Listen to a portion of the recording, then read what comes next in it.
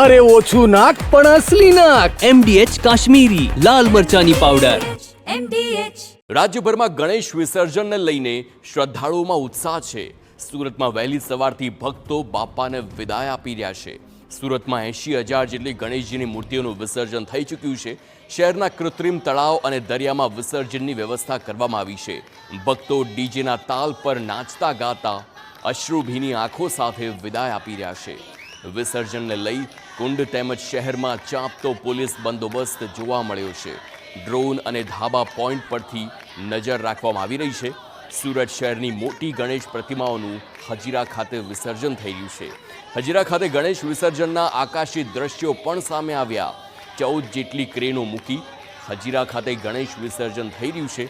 Surat police કમિશનરે હજીરા ખાતે વિસર્જનનું નિરીક્ષણ પણ કર્યું.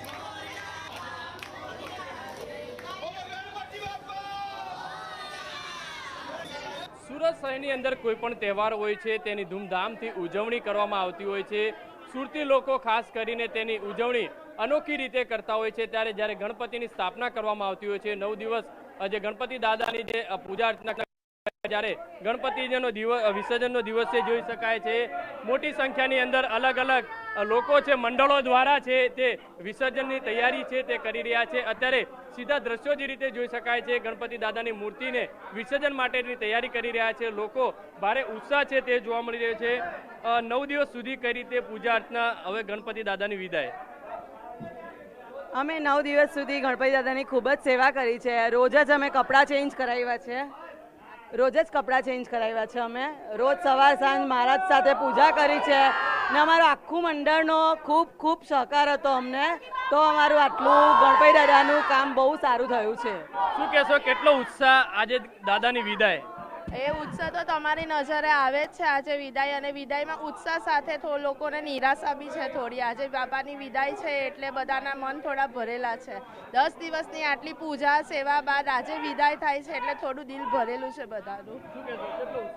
અમારે આ ગણપતિ માટે ઘણો ઉત્સાહ છે. અમારે રહેવાનું અડાજણ છે તો પણ અમે અમારા આ શેરી માટે અમે રોજ જ અહીંયા આવીએ છીએ અને ગણપતિની સેવા પૂજામાં રાખીએ છીએ. દાદાની વિદાય આજે 10 દિવસની સેવા પૂજા અર્ચના બધું કર્યું, પણ આજે વિદાય સમારંભમાં આજે બાપાનો ઉત્સાહ એકદમ જ જોરમાં છે અમારો.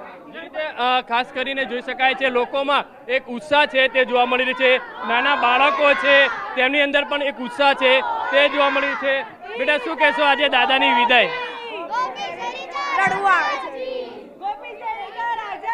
એટલે 10 દિવસ અમે લોકોએ બહુ મજા કરી છે. હવે અમે એક્સપેક્ટ નથી કરતા અને આખો દિવસ અહીંયા રહેવાનું ચાહે છે.